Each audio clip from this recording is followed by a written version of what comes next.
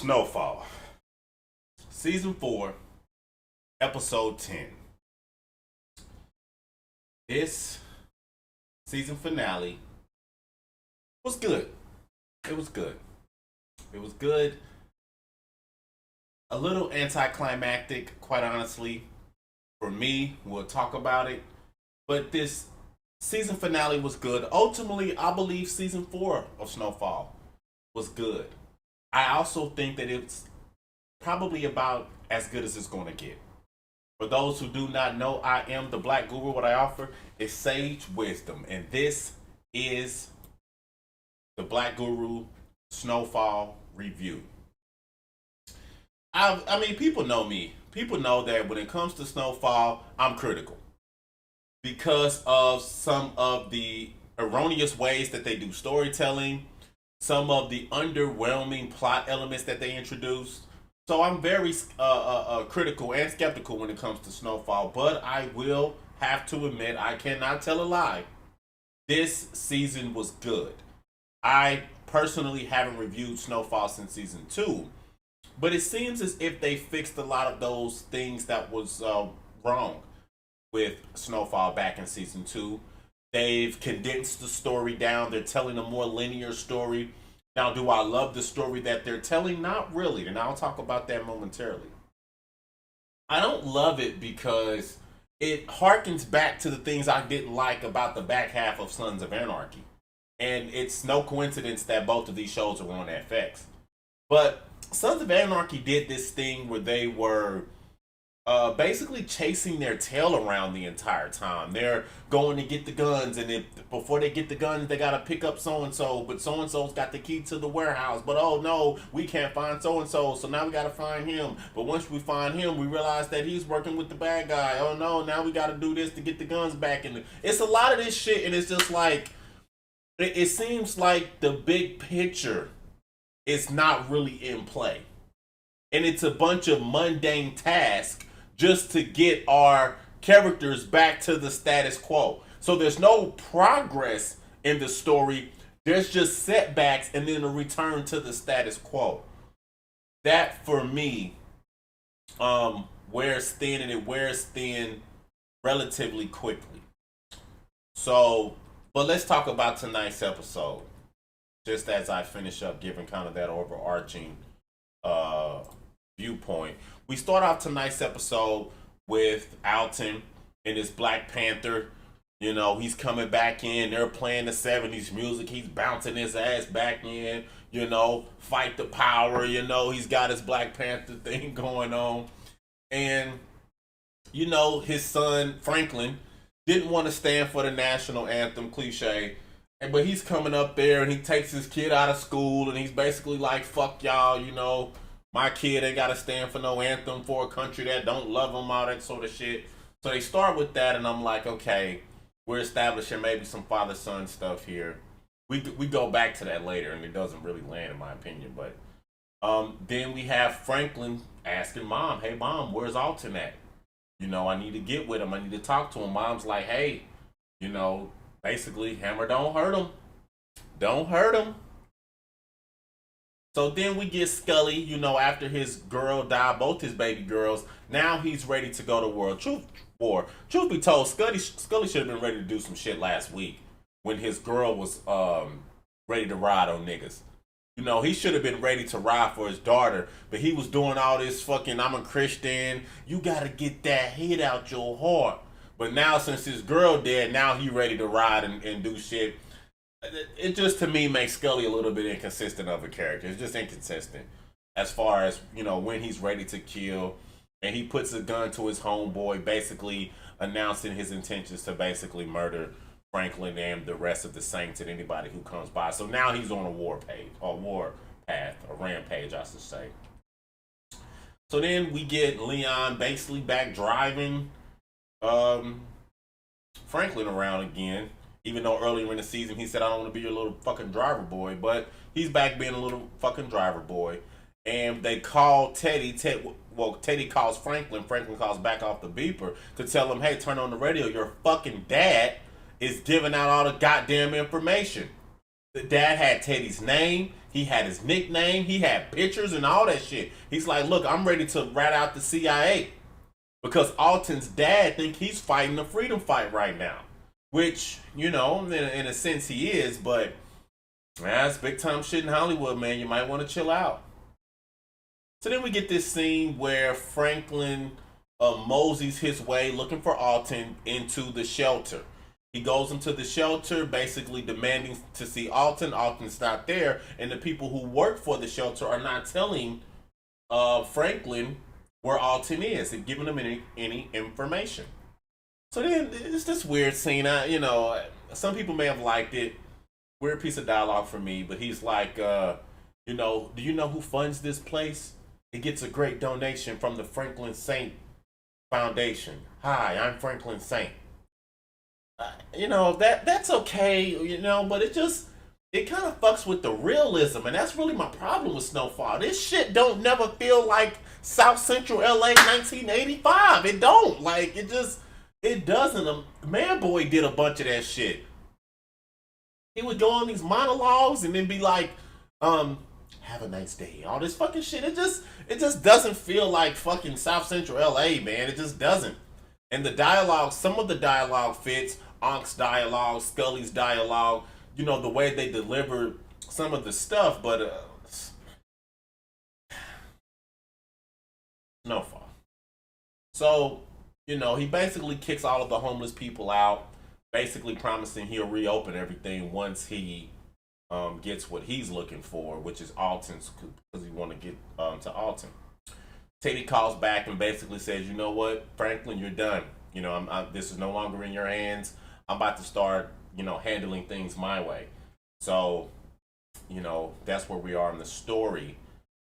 Mom goes and gets those passports. She goes and gets those passports that Alton ordered, I think last week or the week before.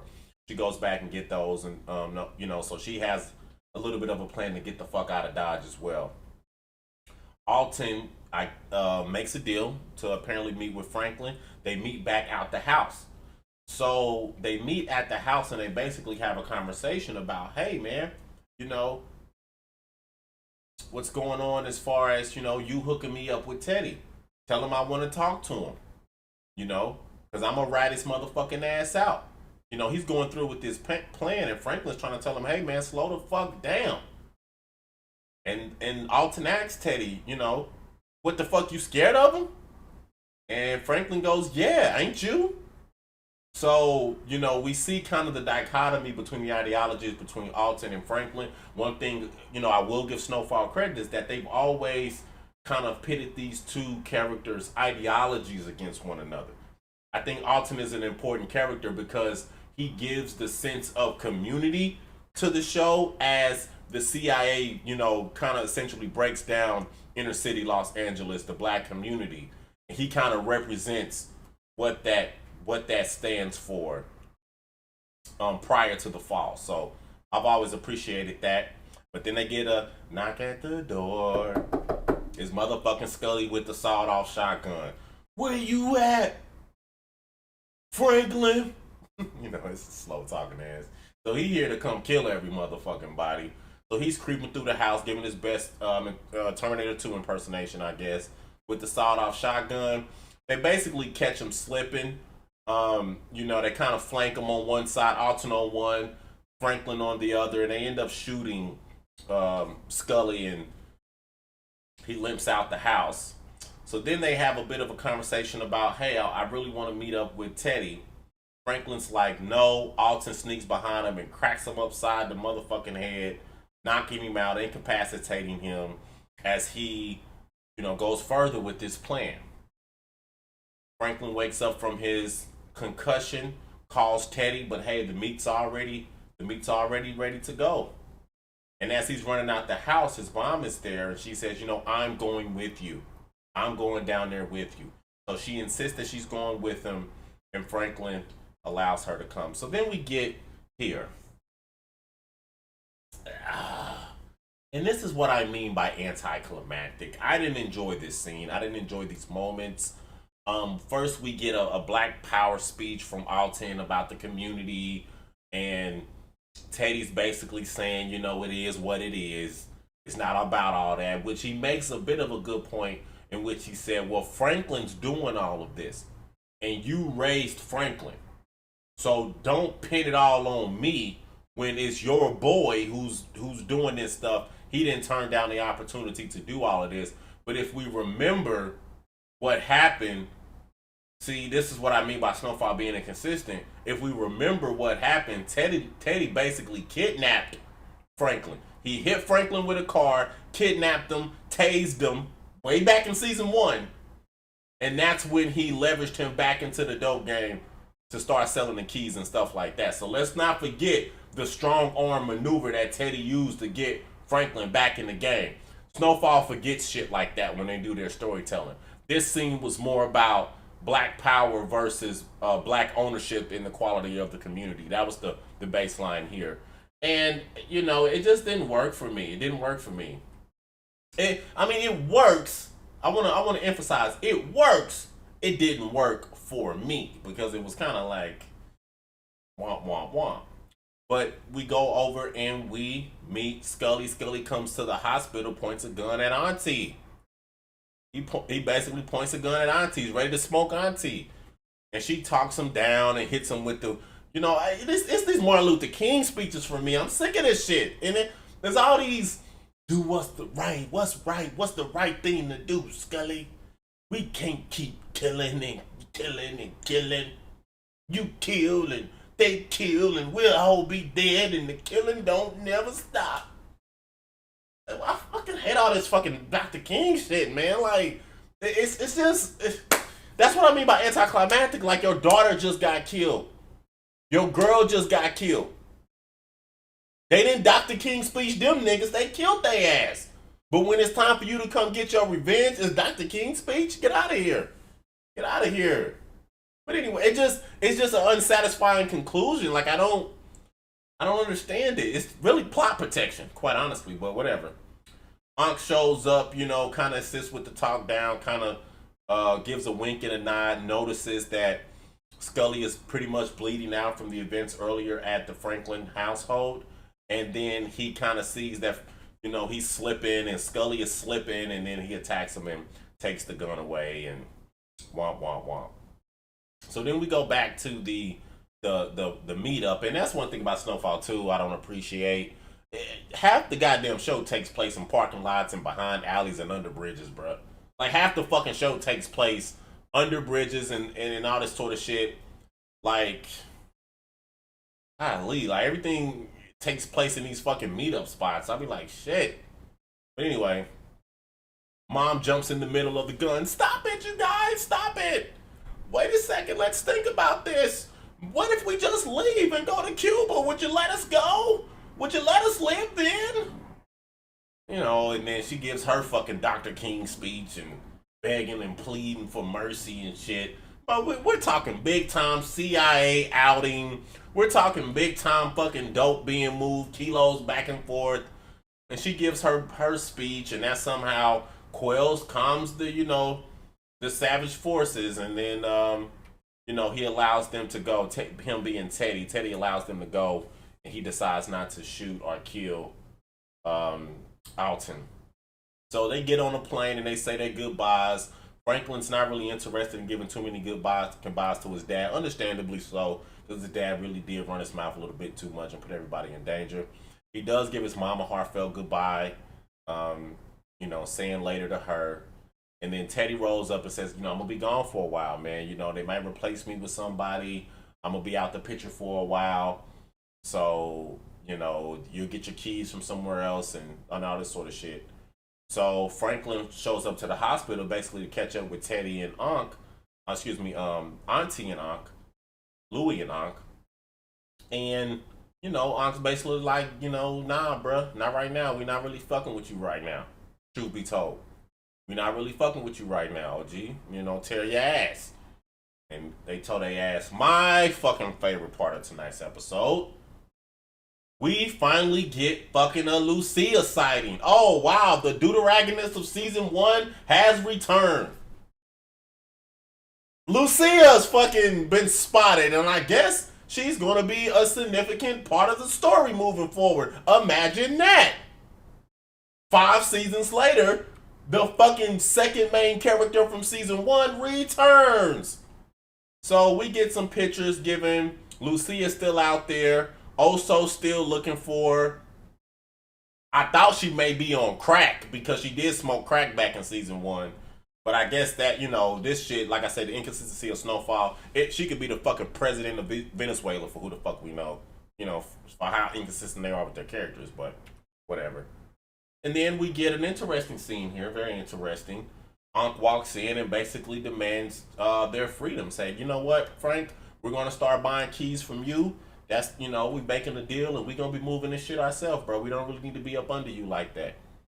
Franklin really not trying to hear that. He like, nah, we're going to be a family. Y'all just sit tight and we going to put shit back together and y'all don't know what y'all doing like that. And I'm the, the brains of the operation. And basically like, man, we basically know this shit at this point. This ain't no rocket science. We can run our own program and you kind of causing a lot of problems. So I kind of agree with Uncle and Louie. I wish they get their own spinoff series and I'll watch them in Little Rock and make that shit more interesting than SnowFall itself. I would watch that. I would be interested to watch a spinoff series with Ankh and Louie more than I would continue to watch the story and Trials and Tribulations of Franklin Satan because that's just not compelling to me. We get a little moment here where Leon's basically like, you know what, man, I ain't really cut for this shit no more, bro. Like, this shit's too much. I done killed kids and shit back and forth with the projects, and I ain't feeling it right now, bro. I want out of all this shit. It's too much. And Franklin says, I did all this for you. I risked all this for you, and, so basically you kind of stuck in it with me. Ho hum. We get a shot of Cuba. They living it up in Cuba. She's got her little dress on. She's about to go shopping. Dead ass. And he's reading a great book. This is down in Cuba. I've seen the movie. I haven't read this book, but I've seen this movie, The Spook That Sat by the Door. Wonderful book. If you're talking about black empowerment, things of that nature, if you don't want to read the book, you can simply watch the movie. Great fucking book, great movie, great concept. The Spook That Sat by the Door. Absolutely love it. Teddy creeps up on him. Teddy creeps up on his ass, finds him in Cuba, has the gun pointed to him. Doesn't shoot. We don't get a shot. We don't hear a shot. But, Teddy's like, look, man, I'm on your motherfucking ass, bro. I really haven't forgiven for that shit. And really, Altons should have knew that. I was thinking maybe Altons should have knew Teddy wasn't going to give up. He should have been more prepared, like maybe have some guns on him or something like that, knowing that it's very possible that Teddy, with his CIA connections, will track him down to Cuba like that. So, I mean, he's a Black Panther. You trust a white man? Come on now. So then we get this final scene here, which I guess is the season 3 resolution, in which your girl is, she's a biblical scholar now. She done got off that crack. Now she's teaching people off the ways of the Lord. The Lord. And she's teaching people the ways of the Lord. Franklin rolls up on her. Basically has a conversation like, look, motherfucker, you really sent these people my way. You gave up a lot of information, which really kicked a lot of the season 4 action into motion, which she did. And she's basically like, I'll stay out your way. I'll leave you the fuck alone, but just admit that you killed my father, Andre. And he wouldn't admit that he killed Andre. He kept his lips closed, and then he puts the cane down, basically suggesting he's healed now from the events of season 3, and that takes care of that. And that's how we basically end the episode. He walks off under his own power. And I guess that is the episode, ladies and gentlemen. Like I've always said about SnowFall, if this is your favorite show, great. I understand it. I don't think it's a very compelling show. That's just my honest review. But I will say, in all honesty here, I will say that this season was definitely the best season I've watched. It was a vast improvement over season 2. It's well written in the sense that they've taken some of the inconsistencies and ironed them out. The characters interact with one another in a way more sophisticated way than they used to earlier in the first 2 seasons. It's not as haphazard, right? But I just feel like the scale of the story is so, like, retarded.